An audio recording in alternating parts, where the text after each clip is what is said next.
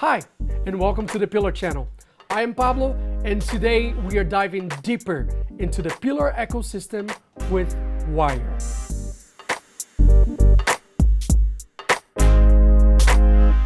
I'm here with Gunjan, and she is responsible for partnerships at Wyre. Gunjan, thank you for doing this interview. I know that the time difference is a bit much. Can you tell me about Wyre and why fiat on ramps are so important for the crypto space? Hey, yeah, great to be part of this. I think part of understanding a little bit about Wyre is understanding, where we came from. And, a few people know this, but Wyre was actually founded in 2013, and it was initially called Snapcard. It was created by Mike and Yanni here, the co-founders of Wyre. And during those days, they were sort of like just playing around with Bitcoin, sort of thinking about how you can pay your taxes with Bitcoin, how you can maybe like just buy stuff on Amazon, eBay with Bitcoin. And then eventually, we sort of launched into a whole business line of cross-border payments using Bitcoin as a conduit. Sort of like the Ripple model today that you can think of. And then, later on in 2018, with the rise of ICOs and dApps, we sort of noticed this trend of, more people needing a native fiat on-ramp into their platforms. And since we had the banking relationships and the compliance modules already built out, we were sort of in a really good place to build that infrastructure out. And now, one of our main core product lines is the fiat to crypto on and off ramp. Using Pillar as an example, how does your solution serve users or solve their problems? So, anyone who's sort of using Pillar knows that has great UX and, it's maybe new to the blockchain or crypto space. And so Wyre's main focus is essentially just being able to natively within the Pillar application allow users to acquire cryptocurrencies that they may need to then perform other actions within the crypto space, like purchasing a CryptoKitty or getting involved in the financial decentralized space such as lending, borrowing, and some other financial instruments. So our main goal is just to allow users the most seamless UX experience of getting crypto straight into their wallet.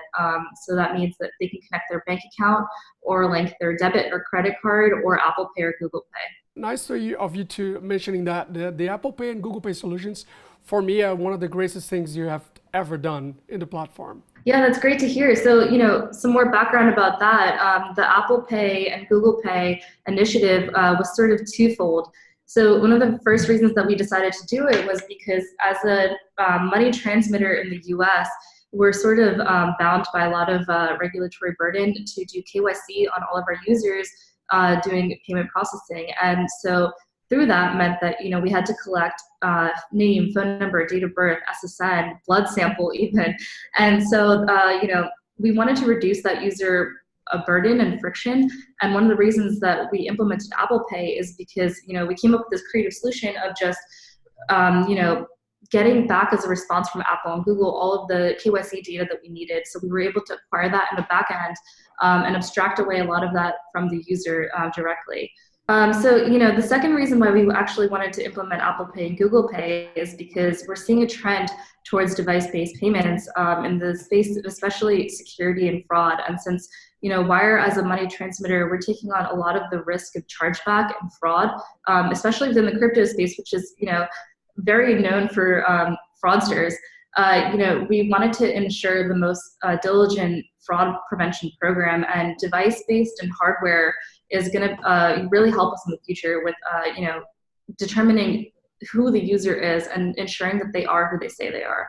So just so we everyone is in the same page here, can you go on a little bit about what users had to do before solutions such as Wyre came along? Before our sort of SDK and API, a lot of users had to sort of go to decentralized or centralized exchanges.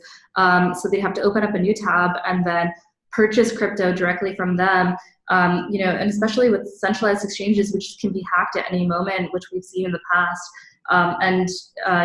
Sort of buy funds from them and then deposit it to an address and then go back to their dApp or whichever interface they're using and then interact that directly. It's a very twofold, threefold process, which takes time, and you're on a lot of different devices, maybe on different tabs, and you sort of lose track of what you're doing. And that's sort of what we were hoping to implement, was a native solution within the app, which creates a much more seamless experience. How do you think that our collaboration has helped you improve your project? We're really excited to work really closely with Pillar. They're doing a lot of work, especially with ENS support, to make user experience a little bit better.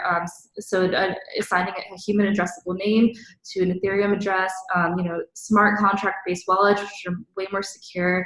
The whole idea of self-sovereign identity, social recovery for private keys, and support for multiple blockchains. That's all stuff that we're thinking about. And especially, our goal on our side is to sort of reduce or lower the barrier to entry for our partners that are sort of hoping to get into payments, liquidity, compliance, and all of that. And we're hoping to put that into a box and make it easier for partners to get to market faster, especially within an industry that's at an unprecedented pace. We sort of know on our side that there's like a financial revolution on the horizon, and we want to be able to help as many people get off zero or stack sats, as quickly and as efficiently as possible. And working with a partner like Pillar is awesome.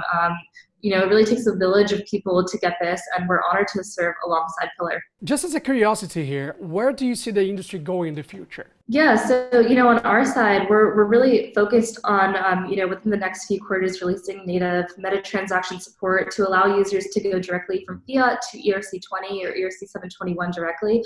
And our main initiative there is because we see a sort of future trending towards DeFi or complex financial instruments within the space that allows way more users that haven't been able to tap into these sort of financial instruments in the past to get involved in sort of savings or lending or borrowing. And so our goal is to be able to support that as easily and as frictionlessly as possible, straight with a debit card. So allowing users, who sort of don't have bank accounts at all, to start saving, 8% a year, which is insane. So you personally, is there anything that you are most excited about? Yeah, so I'm super excited about a lot of things in the space, but most recently, been most worried about, how can we get fiat to crypto, not only just crypto, but also cash to Lightning, cash to BTC side chains, and all of this, more complex off-chain stuff that we can start doing with payments. And our goal is that, we know that building a fiat on-ramp is not an easy task. There's a lot of compliance and busy work that takes place with acquiring the licenses, and then a lot of the grunt work of just identity validation, fraud prevention, regulatory compliance, that we're sort of trying to abstract away from our partners and take on a lot of that work so that they can get to market faster. So Gunjan, thank you so much for this, for the time. I know it's been a challenge to make this happen, but again, thank you so much. Is there anything else you'd like to add? Yeah, no, we're just super excited to be working with Pillar. We've learned a lot from them in the past couple of months working closely. They're offering us a lot of market insight and delivering great user experience to our users. And so we're super excited to see how we can work together and bring crypto to more and more people. Perfect. Thank you so much. Of course.